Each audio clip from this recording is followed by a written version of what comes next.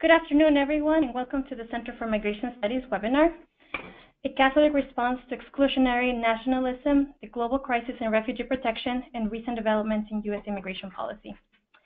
My name is Daniela Lulema, Administrative Coordinator at the Center for Migration Studies. Today's webinar will be devoted to a discussion of Catholic teaching on migrants, refugees, and newcomers.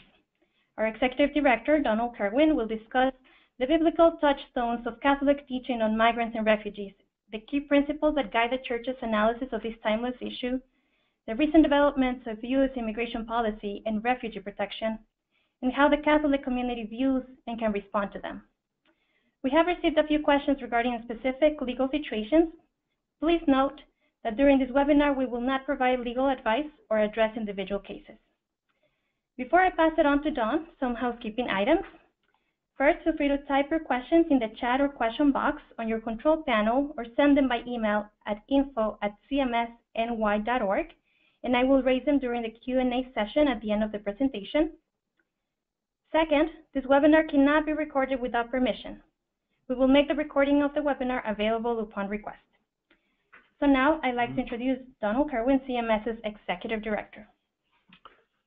Hi, everybody. It's nice to be with you this morning or this afternoon. I think we're doing this webinar because so much has been happening on refugee protection and immigration policy that it's easy to lose our bearings. So we thought that as Christmas approaches after a very difficult year, it would be important to revisit the basics of our own traditions and to remind ourselves of who we are as a people. I'm going to talk for 45 minutes or so about Scripture, Catholic teaching on these issues, immigration and refugee policy, and nationalism. But first, let me just mention that the Center for Migration Studies is a think tank on international migration. We publish very rigorous research and policy work, but we're also a Catholic agency. And that means that our work is person-centered and that we try to build projects and analysis that begins with those at the heart of this experience, that is the migrants themselves, and that radiates out to their circles of association and their communities. We try to live Pope Benedict's words, and for us, of course, immigration is very personal. This slide is to remind us all of the enormity of this issue, and of course, behind all of these numbers are human beings with needs, hopes, and aspirations, but it's truly a global issue.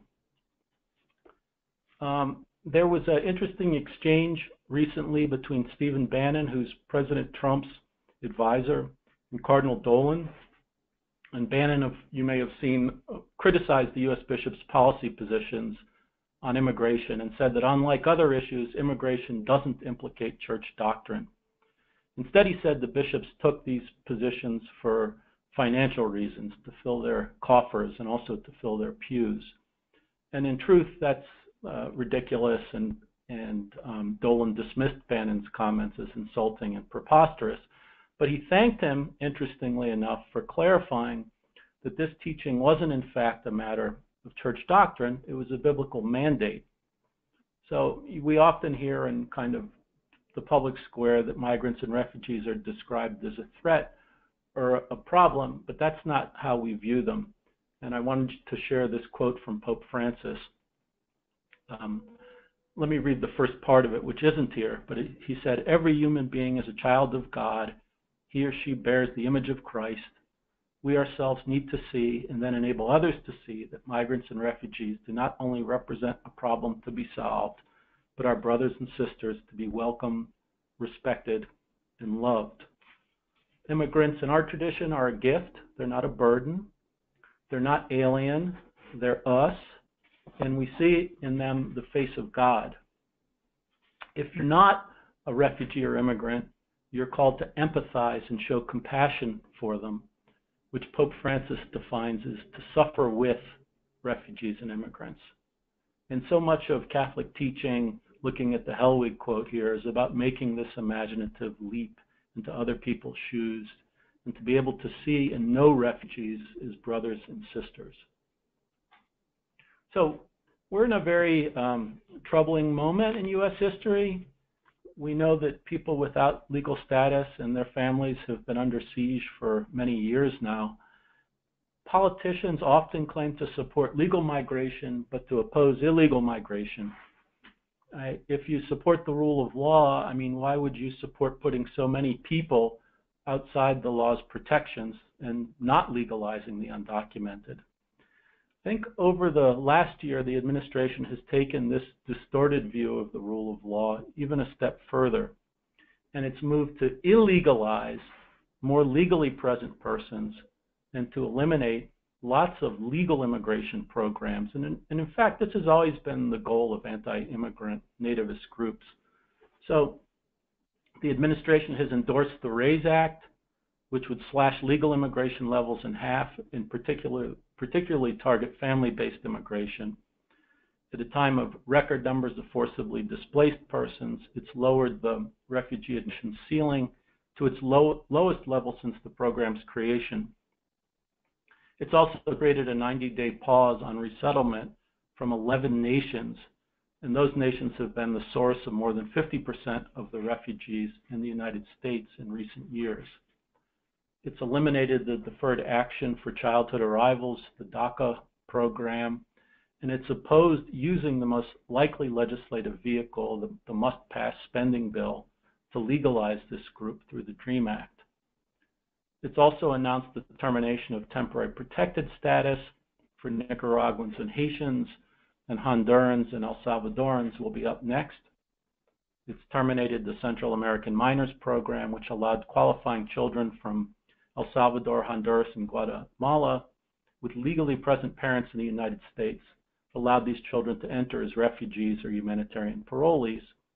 And it wants to expand the expedited removal of asylum seekers and to indefinitely detain persons who can't be removed, which would create a class that we used to call lifers in detention. It's also bafflingly closed and may kill a program that expedited citizenship to legal immigrants who were recruited for military service based on skills that were considered vital to the national interest. And entering this program, which is called the MAVNI program, these non-citizens lost whatever prior status they had. So killing this program would divest them of status. And you may have seen that the U.S. recently announced that it was pulling out of negotiations on the Global Compact on Migration. These are all measures that don't make the country great, they make it unrecognizable. And of course they seem infused not with an ethic of loving one's neighbor, but of refusing to recognize that certain people can be your neighbor at all. I wanted to talk a little bit about the withdrawal from the Global Compact. And as you can see, the administration evoked the concept of sovereignty, which it equated with border enforcement. I mean, the administration could have taken a lot of steps here. It could have stayed in the negotiation because there's really not yet any compact for them to oppose. Or if it didn't like the upshot of the negotiations, it could have decided not to join the compact or recognize that the compact would be non-binding in any event, or it could have acknowledged the fact that the U.S. can't accomplish any of its interests or goals on international migration in isolation, and that includes border enforcement. In fact, cooperation and responsibility sharing between states is necessary to respond successfully to every stage of forced migration. In any event, the administration didn't take any of these steps. It simply withdrew from a process that addresses the need for planning to anticipate large-scale migration and to reduce illegal migration and preferably make it legal. How that furthers U.S. sovereignty, I think, is anybody's guess. And it also used the concept of sovereignty in a very reductive way. In the Catholic tradition, sovereignty is not about border control and exclusion. The primary purpose of sovereign states is to protect God-given rights and to promote the common good. And the challenges of international migration, by definition, can't be solved in silos or in isolation. We live in a world of growing interdependence, and international migration and refugee protection are a case in point. Yes, states have the authority to regulate their borders, but the response to this phenomenon shouldn't be a fortress response, but it should be one of solidarity, which in that last quote there John Paul II defines is not a feeling of vague compassion or shallow distress at the misfortunes of so many. On the contrary, it's a firm and persevering determination to commit oneself to the common good, the good of all and each, because we are all really responsible for all. I think it's also important to recognize how states fail consistently to live up to their core responsibilities and how they whipsaw migrants as a result. And let me explain. Catholic teaching holds that states have the responsibility to create the conditions that allow persons to flourish and to advance the common good. But some states don't live up to this responsibility, and their citizens need to cross borders to subsist or survive. That's the familiar scenario. The greater the failure of states to provide the conditions that allow their residents to prosper, the larger number of them leave, and the more sovereignty is then invoked to deny protection and membership. And then these migrants are branded and stigmatized as security threats or criminals or just users and takers. And in this way, they're victimized twice by states, which is very painful to them. Last year, CMS hosted a listening session with refugees for UN officials, and their refrain was simple. We want to contribute, we want to live in peace, we're good neighbors, we want to raise our families, we're not criminals, we're not terrorists, and they asked the UN officials to intercede with their member states on their behalf and to explain their aspirations. I think a lot of the Trump administration's rhetoric on immigration evokes the national interest, but the only interest that it really ever cites are national security and public safety. And also, it speaks to allowing immigrants to assimilate, but that's exactly what its policies are preventing. Yes, U.S. immigration policies serve national interests, but it's a far broader set of interests and values than are being recognized.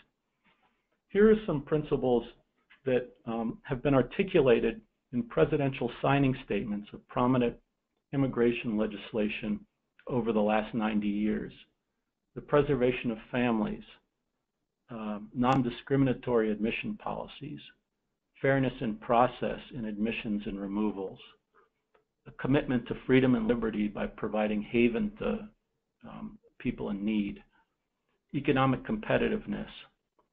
All residents deserve access to the benefits of a free and open society. That's Ronald Reagan said that when he signed the IRCA legislation.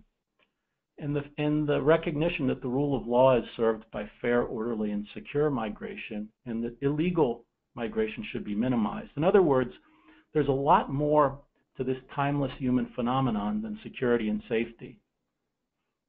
And this phenomenon, of course, has benefited the United States in countless ways. In fact, immigration and refugee protection have been a defining aspect of the American experience. I think that there's plenty of room for honest debate on U.S. legal immigration and enforcement policies. And yet anti-immigrant groups also regularly denigrate, demean, smear, and libel immigrants. And I want to speak to some of their tactics, which I think we should call out more effectively than we do. The first is what I'd call untruth and labeling.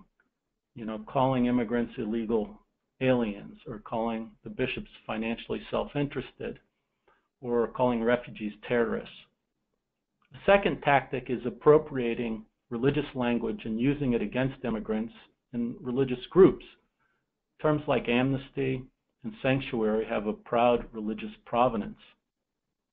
As we've seen, these groups also cloak anti-immigrant policies in distorted views of sovereignty, the rule of law, and national security. A third tactic is kind of the simplistic dichotomy, or you might call it divide and conquer. And what happens is the groups profess support for one worthy group, but opposition to another group that they think is unworthy. And I think, you know, the assumption is, of course, and it's a false one, that the disfavored groups are bad, that they're composed of people that aren't courageous, self-sacrificing, or hardworking, and we know that that's not true. Yeah, but moreover, you can't typically target one disfavored group without hurting a favored group. If you think about, for example, the U.S. citizen children of undocumented parents, if you deport the parents, of course, you devastate the children. A fourth tactic is to scapegoat immigrants, blaming them for the kitchen sink of social problems, which in my years have included things like, immigrants have been blamed for everything, for terrorism, for a declining middle class, for crime, for the healthcare crisis, for mortgage defaults, on and on and on. The Great Recession, high unemployment, displacement of U.S. workers, budget shortfalls, even leprosy at one point. A fifth tactic is to ascribe the offenses of individuals to the vulnerable groups to which they belong, like the undocumented or refugees. Thus, refugees are terrorists, and the refugee program is described as a source of vulnerability. Yet it's just not true. Refugees are victims of terror, and the U.S. refugee program is the most secure of all U.S. admissions programs. Moreover, every single act of refugee protection advances security. Timothy McVeigh, the Oklahoma City bomber, was a white man with Irish Catholic roots. So am I. Does that make me suspect or somehow responsible for the bombing? So these dishonest tactics need to be called out more. What does the Judeo-Christian tradition teach us about refugees and migrants? Well, at its most basic level, it teaches us to love God and neighbor, which begs the question, who's our neighbor? Which actually was the very question that a lawyer asked Jesus. And by way of response, Jesus told the story of a traveler who was robbed, beaten, and left half dead by the side of the road. His parable isn't so much about who the neighbor is. It's clear that the man near death is the neighbor. In any event, the parable is really about who acts like a neighbor. It's not the priest or the Levite who steps out of the injured man's path. Instead, it's the foreigner, the schismatic, the Samaritan, maybe the rough equivalent today of Mexican unauthorized immigrants or Syrian refugee families or something like that. In this story, Jesus has the Samaritan bind the man's wounds, take him to an inn, and pay for his care. We're called to be better neighbors like the Good Samaritan. And we're also reminded in this story that God doesn't rely on our biases and our stereotypes to choose the people who will model compassion for us and will liberate us. So what does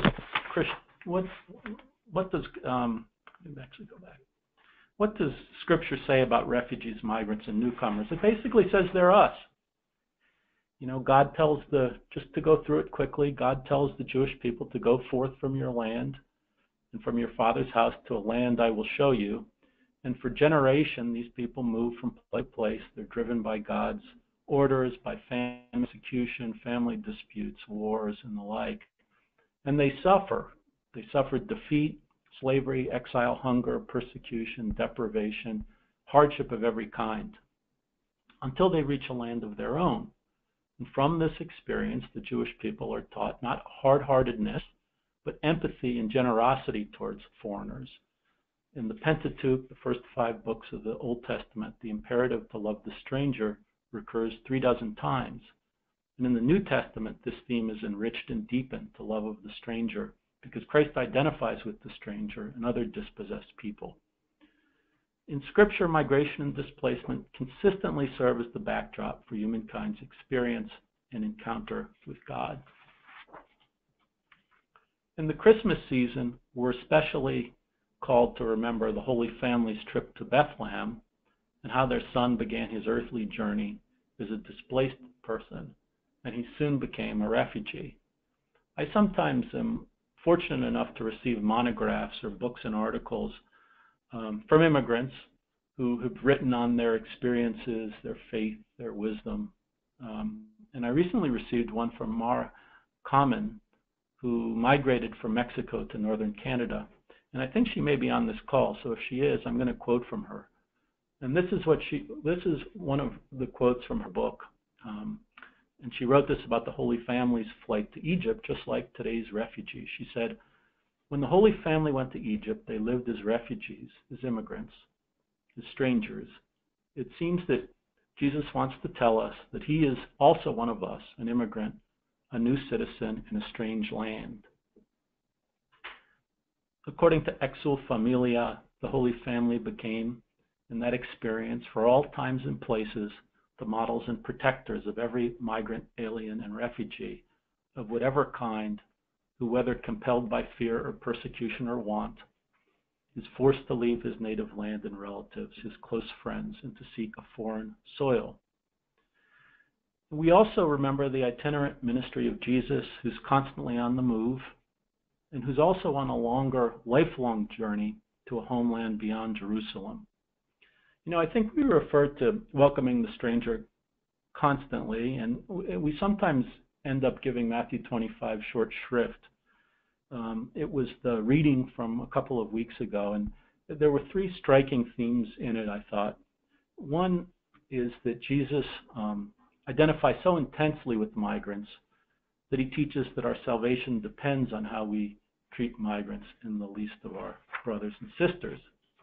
The second is, of course, that he's not speaking about individual judgment, but he's speaking about judgment of nations and communities. So as a nation, we're all in this together, getting this right. And finally, as my parish priest said, the goats didn't realize they were goats until it was too late. I mean, in other words, there comes a time when all the talk, all the rationalizations, all the spin, and all the lies will end. And at that point, we'll be judged by how we treated the least of our brothers and sisters. Given these teachings, you might ask, what's the biblical case for large-scale indiscriminate deportations and the kinds of policies that we're seeing? And the text that's regularly cited in their defense is the one on giving to Caesar what belongs to Caesar. So I thought I'd kind of talk about that text. And in it, the Pharisees and the Herodians asked Jesus if it's lawful to pay the census tax to Caesar. They act very deferential, as if they want to avail themselves of Jesus' wisdom. But in truth, they're trying to ensnare him and even have him killed. The Pharisees believe that paying taxes to the pagan Roman occupying government violates the Torah. If Jesus supports paying this tax, he'll lose favor with the persons who have just proclaimed him to be king. The Herodians, of course, they support Roman rule. If Jesus opposes paying taxes, he risks being branded a political criminal and revolutionary, and will likely be executed by the Romans.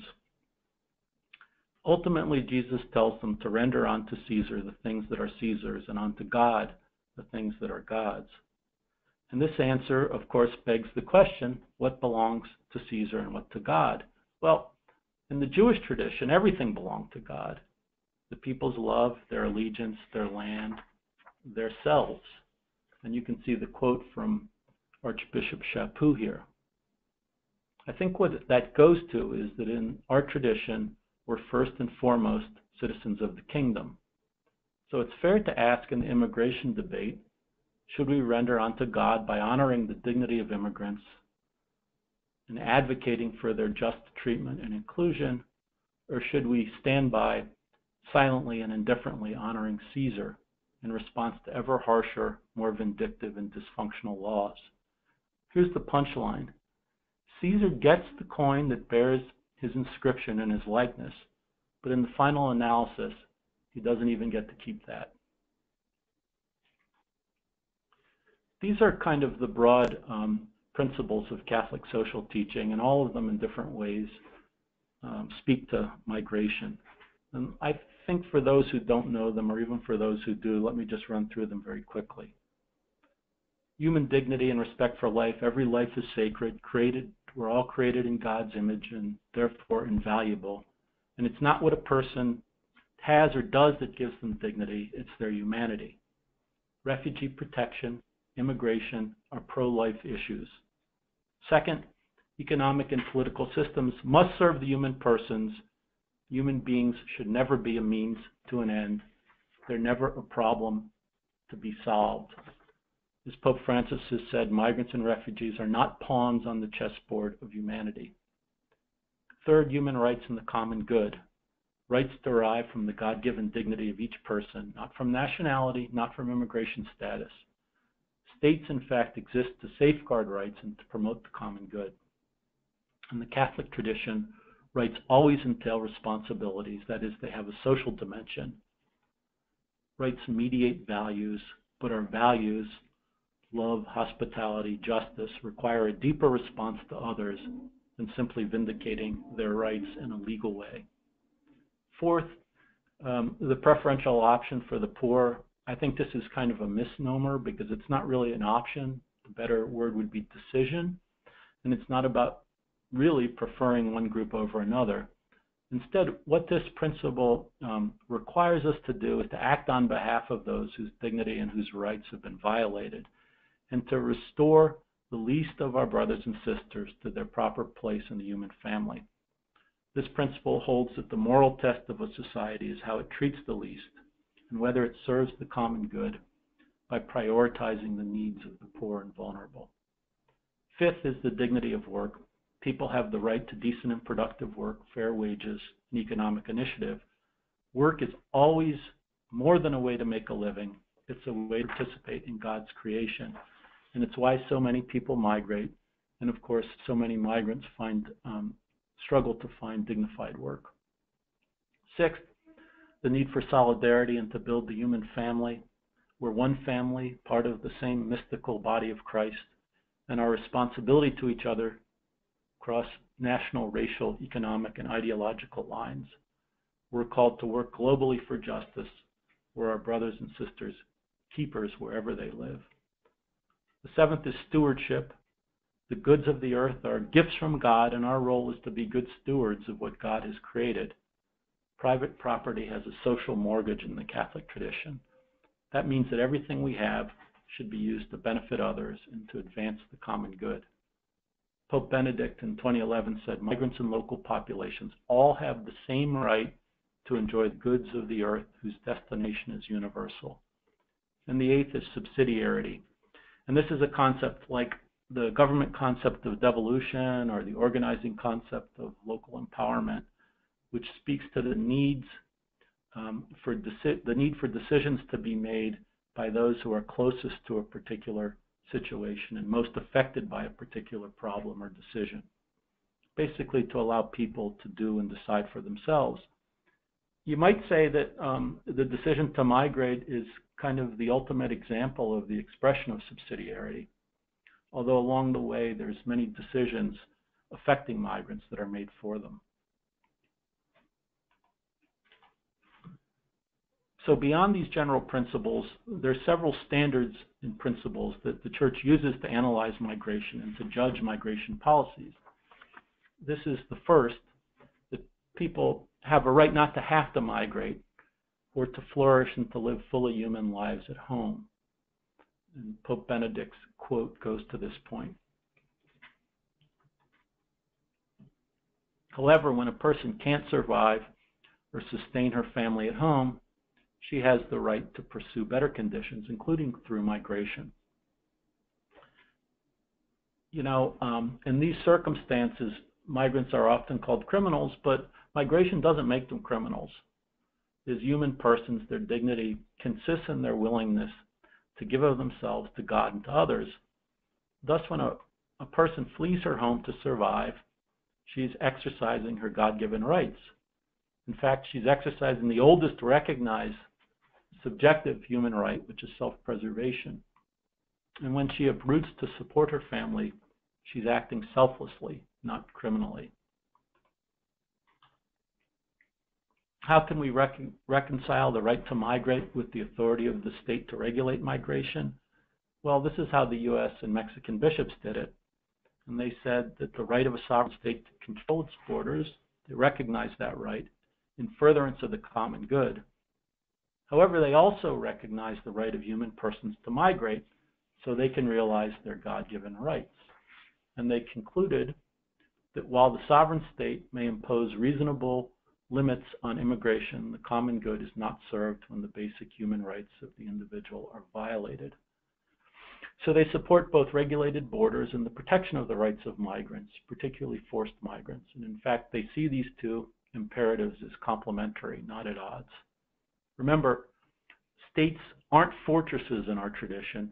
They have positive responsibilities to protect rights and to serve the common good. The right to migrate creates a corresponding responsibility on behalf of states to receive and to welcome migrants. Pope John the 23rd kind of describes that responsibility in this quote. You might say that sovereign states have the responsibility to incorporate persons within the law, not to leave them outside the law's protections. And of course, migrants also have the responsibility to contribute to the well-being of their new countries and to respect its traditions and culture. And this is what they overwhelmingly want to do. At a recent CMS event, a young refugee from Sudan, Aya Al-Qadir, spoke. She had lived with her family in Egypt for 7 years before coming to the United States. At age 22, she's completing a degree in human biology and biochemistry. She's been a leader in initiatives that support refugee youth engagement and humanitarian work, and she wants to be a surgeon. Like most refugees, like most immigrants, she wants to give and to contribute, and that's exactly what she's doing. So the church integration requires communion between diverse people based on the shared life-giving values that are contained imperfectly in diverse cultures. We don't see integration as a process of obliterating the culture of newcomers or trying to assimilate them into a fixed dominant culture. We see the need for all cultures to be evangelized. But we also recognize that culture is the place where people's deepest beliefs and their deepest values can be found. So our vision is one of unity around the core life-giving values embedded in diverse cultures. I think so. These are the basics of Catholic teaching and how we analyze these issues. I think what's different about immigration these days in the United States and elsewhere is that you really can't talk about immigration without also speaking about national identity. And our nation's identity is very contested at this point. At one extreme, white supremacists, nativists, ethno-cultural nationalists support the domination and the exclusion of minorities, including refugees and immigrants. And racial animus is clearly a part of their vision. One refugee recently characterized this mindset as, "My people belong and yours don't." And that's the very definition of racism, he said. The fact is that nativists believe that membership should turn on characteristics that people either can't change or shouldn't have to change, like national origin, like ethnicity, like religion, like race. To nativists, nothing but these characteristics matter in determining who can belong. The contributions of refugees and immigrants don't matter, not what they've endured, not what they've overcome, not their good character, their hard work, not the taxes they've paid, not their length of time in the country, not their U.S. families or military service. None of that matters. And we must admit, I think, or recognize that nativist groups feel vindicated and empowered now in ways that they haven't felt for decades. Of course, most people with concerns about immigration aren't racist and nativists. A far larger minority feel bypassed, ignored, and displaced. And in fact, they are being overlooked and bypassed right now. And their children will be even more disadvantaged, I'm fearful. We need to understand and respond to these challenges, that these Americans face. But what I'd like to say is that immigrants are not to blame for these problems. And if the U.S. becomes defined by race, ethnicity, ancestry, it really will have lost its essential character. I think we need to remember, too, that not too long ago in our nation's history, Catholics, most of them immigrants, were considered unassimilable. And I'd like to make the case that the nativist ideology is incompatible with the Catholic mission of unifying diverse people around core beliefs and values, or of gathering together God's scattered children, which I think is what these quotes go to. Pope Francis in 2015 told the U.S. Congress, may the forthcoming Holy Year of Mercy, by drawing us into the fathomless depths of God's heart, in which no division dwells, be for all of you a privileged moment of strengthening communion. And he's regularly reminded us that building unity across every barrier is central to the Church's mission. Fortunately, there's another vision of our nation than the nativist vision, and in this, citizenship turns on a shared commitment to core civic ideals like freedom, equality, rights, liberty, justice, opportunity, and also to a shared commitment to the protection of the institutions that uphold those ideals. And here's how George Washington described the new country in 1783. Here's another quote and this one's from a more recent president, President George Bush, in his first inaugural speech. And you can find these sentiments and speeches by a number of presidents, Lincoln and many as well. But Bush put it very beautifully. He said that the U.S. is bound by ideals that move us beyond our backgrounds and lift us above our interests. These ideals are everyone belongs, everyone deserves a chance, and no insignificant person was ever born. And the truth is that refugees and immigrants share and even renew these core ideals. They make us more American, not less. I can speak directly on immigration and refugee policy and identify some of the principles rooted in Catholic teaching that should guide reform. But you all know what they are, right? Address the conditions that give rise to forced migration, commit generously to robust refugee protection and resettlement policies. Developing states host nearly 90% of the world's refugees, and they obviously need greater support. And by contrast, developed states do everything they can to keep people from reaching their borders.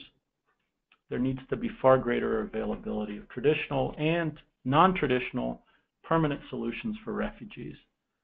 I think the third point there is the great need to reform the U.S. legal immigration system. Our system needs to be safe, but it also needs to serve the interests of families, economic interests, and humanitarian interests far better than it's doing. And it's really not doing that well. The key there on immigration reform is legal immigration reform. And that has to include a commitment to reduce multi-year backlogs that have ensnared 4.3 million people who are for family-based visas and are waiting in those backlogs. And it's also crucially important to include additional visas for less credentialed workers. Right now, we only have 5,000 visas available per year for so-called unskilled workers. And that mismatch between our nation's interests and its immigration policies explains in large part the 11 million undocumented. And it also explains the obscenity of migrant crossing deaths. Obviously, we need to create a path to legal status for the undocumented. We need strong enforcement policies, but also humane enforcement policies. And right now we have strong and a very well-funded enforcement system, but not a humane and effective one. In particular, I think the administration now is touting the high morale of Customs and Border Protection and Immigration and Customs Enforcement under Trump, but these agencies have protection responsibilities as well, which they're failing to meet. In particular, border officials are regularly barring asylum seekers from making claims at the southern border, and they're dividing families, including children, from their parents. We also need greater due process. It's a due process rule of law travesty that 85 to 90% of deportations now take place without ever going before an immigration judge. If you're going to have enforcement, you need process. And seventh, we need to reduce the use of detention and to expand alternatives to detention, which can also enter court appearances and appearances for actual removal. And I think just to add to that, is that we need to take private corporations out of the immigration enforcement business, particularly detention, where they profit handsomely from people's misery. Okay, so passage of the DREAM Act needs to be everybody's top priority right now. Do something today and every day for the next several weeks that promotes passage of this act. It's crucially important. But there's also a need to legalize a broader swath of the undocumented population. And I hope these numbers make it clear why that's important. 4.3 million who have been approved for family-based visas, 3.5 million here for 15 years or more, almost 4 million parents of U.S. citizens, and almost 3 million brought to the U.S. at age 14 or under. You know, instead of the needed reforms, the administration has been pursuing mass deportations, and we earlier this year looked at the impact of a mass deportation policy from the vantage point of mixed status families. Those are families that contain a U.S. citizen, typically a child, and an undocumented resident, typically a parent and the breadwinner in the house. Found 3.3 million mixed status households in the U.S. in 2014, and they contain 6.6 million U.S.-born children. Removing the undocumented residents and their incomes from mixed status households would reduce their median income by 47% to $22,000 per year, plunging millions of U.S. families into poverty and devastating American communities around the country. If just a third of the U.S.-born children of undocumented residents remained in the United States following a mass deportation program, and that's a very conservative estimate, the cost of raising these children to maturity would be $108 billion. Where would that money come from? We've done similar reports on DACA recipients and TPS recipients. Show is that these populations are contributing immensely and are deeply embedded in our country. They've been here for long periods, they're working, they have family, many are homeowners, many are already on a path to a permanent visa. So winding up here, here are kind of the Catholic touchstones for reform and a quick summary of the Catholic principles that we've gone over today. And I think this is looked at in this way, kind of together, it's a very powerful set of principles. All persons have equal dignity and rights, and everybody has a primary right not to migrate. Yes, sovereign states can control their borders, but not at the expense of those migrating to realize their human rights. Sovereignty is not so much about denying, well, it's not about denying rights at all, but it's about locating responsibility for honoring rights. It's not about putting people outside the law, but protecting them within the law. Rights in our tradition turn on human dignity, not on state membership, and certainly not on immigration status. Honoring rights serve the good of everybody, which is the very purpose of government. The common good is a concept that speaks to the rights and well-being of everybody, not just the few, the wealthy, or the majority with status. Different cultures shouldn't be feared because culture is where people locate their deepest values, and migration presents an opportunity to unify diverse people based on these values. So let me end with a short reflection on humility, hope, and solidarity. Humility is not false modesty. It's about understanding and accepting who we are in relation to God and to each other. In a memorial for the genocide victims in Rwanda, there's a poem that reads, "If you knew me and really knew yourself, then you wouldn't have killed me."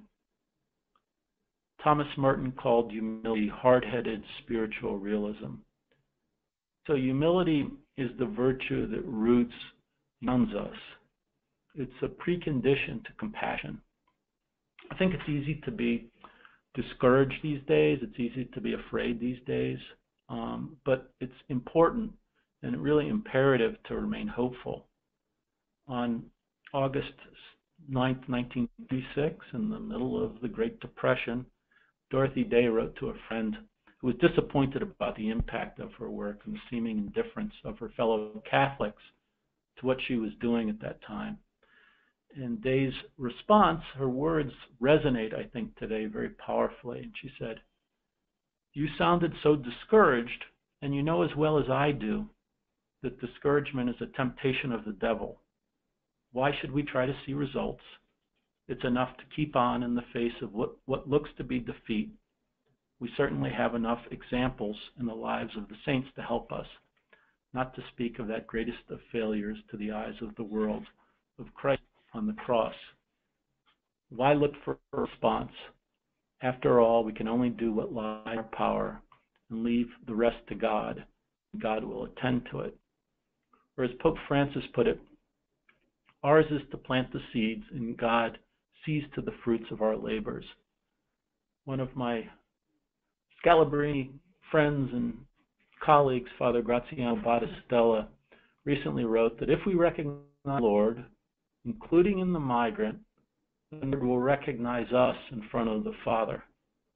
But this recognition must be public, and it must be done in a way that liberates the migrant from invisibility and injustice.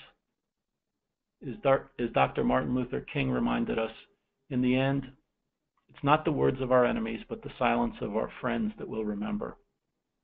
Pope Francis has repeatedly called indifference the modern sin, today's sin, and he's condemned the globalization of indifference. He's called all of us to be artisans of mercy. Our brothers and sisters are clearly in crisis, and we need to do today what lies in our power. Thank you. Thank you so much, Don, for those words. And just as a reminder, you're welcome to type in your questions in the chat or question box. So let's start with a question from Mary Louise Pavello. You mentioned it during your presentation, Don, but Mary Louise asks, with the stock-taking meeting for the United Nations Global Compact on Migration having just finished in Puerto Vallarta last week, and the United States' decision to back out of the said compact, can you speak to what that decision could mean for U.S. policy concerning migrants and refugees, as it's probably safe to assume the U.S. will also reject the compact on refugees? It's my understanding that it is not going to pull out of the compact on refugees, and I'm not sure whether it's a blessing or a curse, frankly, but it will stick through, and I think we've heard is that generally it recognizes the importance of responsibility sharing, I guess, in the context of refugee protection. But in terms of the effect of pulling out on the global compact of migration on U.S. policy, I'm not sure. I mean, it's been going in this direction of isolationism, of doing its own thing, and of failing to recognize that, you know, international migration by definition reflects our interdependence, and we can't do anything successfully on international migration if it's not in coordination with other countries. So I have like really no idea what they were thinking in terms of, other than just to make kind of a political statement or some kind of symbolic statement pulling out of the of this process, which was a non-binding process. There hasn't been a compact yet, and basically what it was focused on was planning together and figuring out who would do what in the event of conditions arising that, you know, give rise to large-scale migration. Okay, the following question comes from Kelly Agnew Barajas. Kelly asks, some of the recent actions are so egregious and so inhumane, such as separating babies from their asylum-seeking mothers, for example, and so predatory, going after anyone in or out of status. What can we do to hold our leaders accountable and not sink lower? Seems like the rules are thrown out of the window. Yeah, I mean, it's a very, very grim time, and I think that the idea in doing this particular webinar was we need to be very, very strong in what we believe in, and we need to be very strong in terms of the vision that we're bringing to policymakers. And it's true, so much of this is totally and completely unacceptable. And, you know, it's coming from, there's a couple of points to make. I mean, some of this is coming from Christians, you know, they're people in our, Catholics, people in our tradition. And we need to kind of talk to them very frankly about the effect of some of these policies and the vision that underlies these policies, which is not our vision at all. So I think that's extremely important, and you know, you need to advocate as strongly as you possibly can with public officials on all of these things. Very good. This next question comes from Judith Southworth.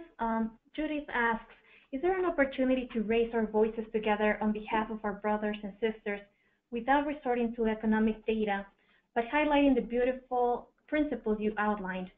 Could we simply join our voices together in this demand and not fall back on economic arguments? We make whatever arguments we can, right? But yes, I think that what I've found is that the most powerful arguments are arguments that speak to people's hearts, that speak to their values, that ask them to be better than they are, and that also that personalize this issue. I think that's what changes people.